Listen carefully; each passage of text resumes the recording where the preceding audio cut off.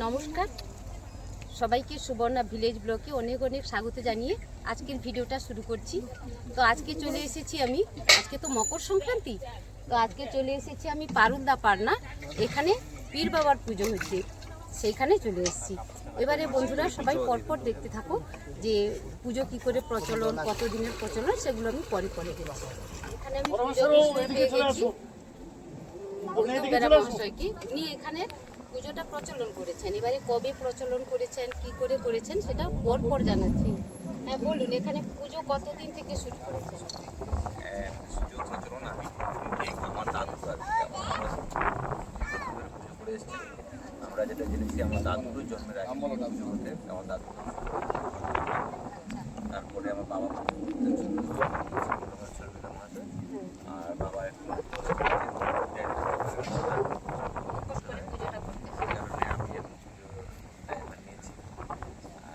সাধারণত বছরের বিভিন্ন সময়ে হয়, মূলত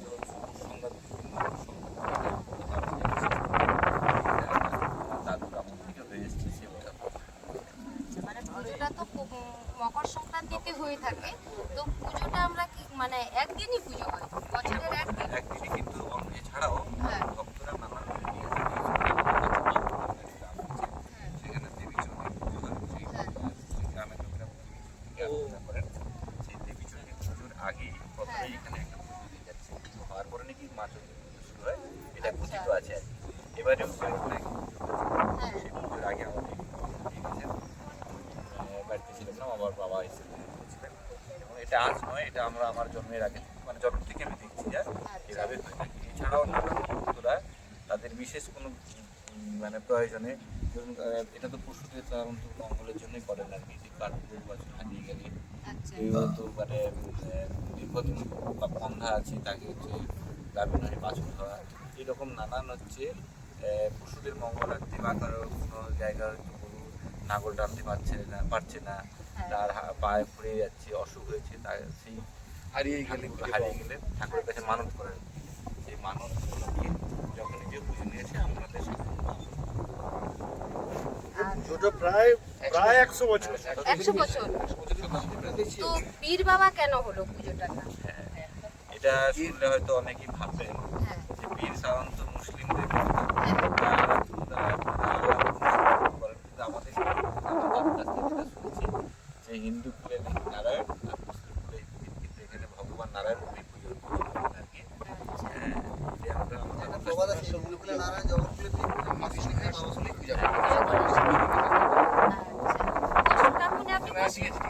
এই জন্য ত্রিমূর্তি করা হয়েছে, বাবা বলে গেছেন যে ত্রিমূর্তি। আচ্ছা, এই জন্য 3টে মূর্তি করা আছে। কতদিন থেকে সেটা সেটা আমি বলতে পারবো না, আমার বাবার বাবা দাদুর কাছ থেকে আমি শিখেছি। আচ্ছা, তবুও আপনারা বলছেন মিনিমাম 100 বছর হয়ে গেছে, বেশি হবে? সর্বাধিক বছর হয়ে গেছে। আচ্ছা, এই জন্য পীর।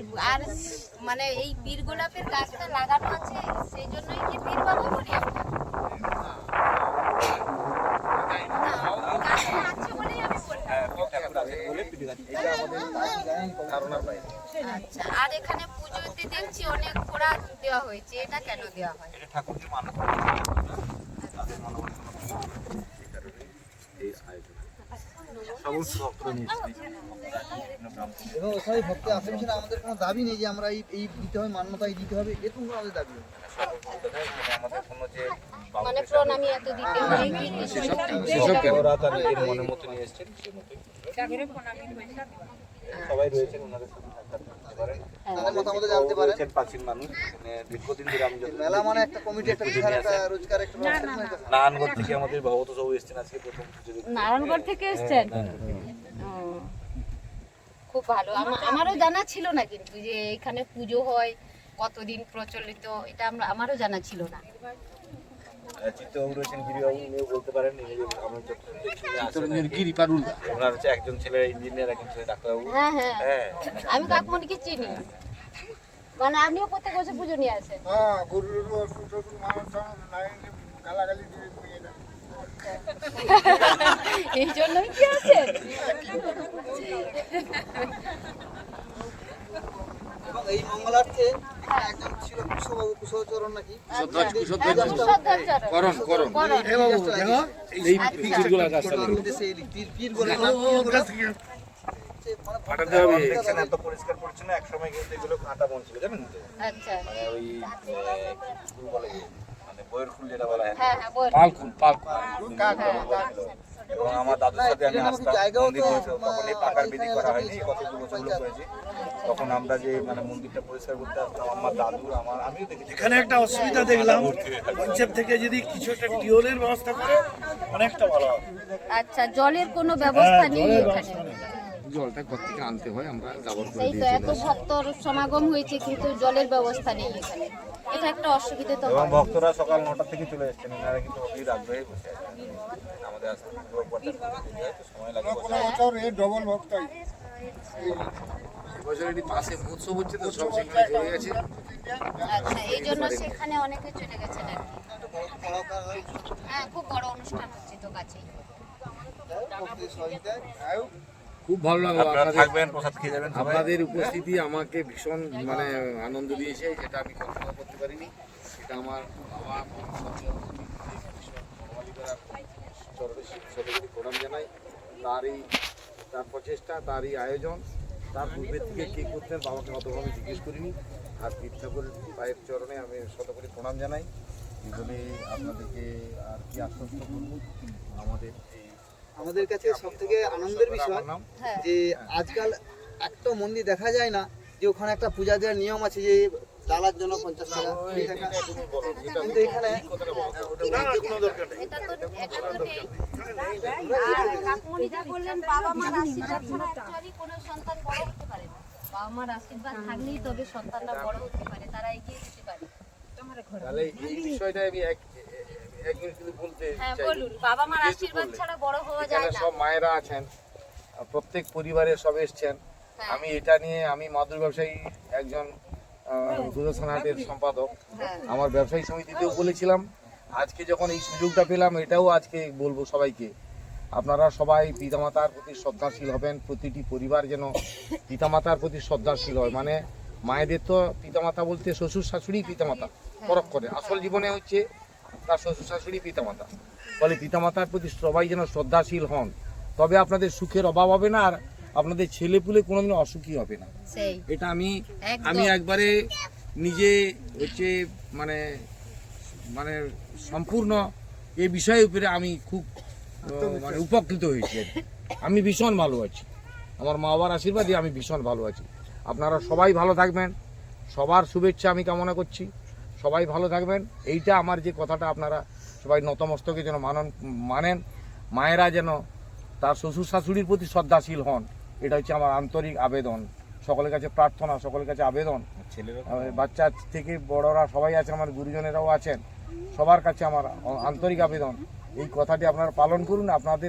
আপনারা তো সুখী হবেন, আপনাদের ছেলেপুলেরাও সুখী হবে। পরিবারে সেই ধারাবাহিকতা বজায় থাকলে, এই আমার নাতিকে এই পোশাক পরিয়ে এনেছি আমি ধারাবাহিকতার সূত্র ধরার জন্য। সেই তো হ্যাঁ, এই সূত্রটা দুটি করতে আমি এটাই আপনাদের কাছে আমি ভক্তের মনোবাসনা পূর্ণ হোক। সবাইকে ধন্যবাদ, হরি সবাইকে হরি ধন্যবাদ, বল। সবাইকে ধন্যবাদ। দেশবাসীর মঙ্গল হোক, প্রিয় দেশে হরি হরি বল, হরি বল। তো বন্ধুরা, আমি আর একটু তথ্যের সঙ্গে জুড়তে চাইছি, কারণ কাকিমণি চলে এসেছেন, উনি কিছু বলবেন। বলুন কাকিমণি। এ পুজো আমার শ্বশুরমশাই করতেন, আজ 100 বছর ধরে চলছে। আর তারপরে আমার স্বামী করত, তার বাদে আমার ছেলে করছে, তারপরে আমার নাতিও আবার করছে। মানে বংশ পরম্পরায় এগিয়ে যাবে, এই জন্য ধারাবাহিকতাটা ধরে রাখার জন্য কাকিমণি এই কথাটা বললেন। বন্ধুরা, আমরা আরও একজনকে আমরা পেয়ে গেছি এই পুজো সম্বন্ধে কিছু বলার জন্য। ইনি হচ্ছেন গ্রামের মানে সেক্রেটারি, উনি কিছু বলবেন এখন এই পুজো সম্বন্ধে। সেই ডালা এ পুজো বলতে পরম্পরা পুজো হয়ে আসছে সেইটা কার রয়েল ধারাবাহিকভাবে, কিন্তু এই পূজার ঐতিহ্য হচ্ছে খুব মানে বিশিষ্ট মানে পূজা। আমরা দেখছি ছোটবেলা থেকে, এবং আরও দীর্ঘ মানে জেঠামশাই ছিলেন, তিনিও এই পূজাকে পুজো করতেন। এবং তারপরে পরমেশ্বর বেড়াবাবু, এবং তারপরে হচ্ছে তোমার গৌতম বেড়াবাবু, তারপরে এই যে আমার নাতি হচ্ছে তোমার নামটা কি অভিরূপ বেড়া, সে এই পুজোয় হচ্ছে তোমার সমিষ্ট হয়েছেন। সবাই সবাই হচ্ছে তোমার এই পুজোকে আমরা শ্রদ্ধা করি এবং হচ্ছে তোমার ভালোবাসি এবং অনেক পূজা পদ্ধতির এতে অনেকেই হচ্ছে দাতা এখানে এসে পুজো দিয়ে মনস্কামনা পূর্ণ করে। অনেক কিছু বললেন, কাকমণিও বললেন। তো সবার কেমন লাগলো এই পুজোর সম্বন্ধে আমাকে কমেন্টস করে জানিও। আর সবাই এতক্ষণ সঙ্গে থাকার জন্য অনেক ভালোবাসা জানিয়ে আজকের ভিডিও শেষ করছি। দেখা হচ্ছে পরের ব্লগে। ততক্ষণ সবাই ভালো থাকবেন। ধন্যবাদ, ভালোবাসা। জীব জগতের মঙ্গল করুন ঠাকুর, জীব জগতের মঙ্গল করুন ঠাকুর, জীব জগতের সর্বপ্রকার মঙ্গল করুন ঠাকুর। আচ্ছা, সবাই একটু প্রসাদ নিয়ে যাবেন। কেউ চলে যাবে না, আচ্ছা, সবাই সেই প্রসাদ পেয়ে গামলা যাবে। নিয়ে পারে সেদিকে নাকি? হ্যাঁ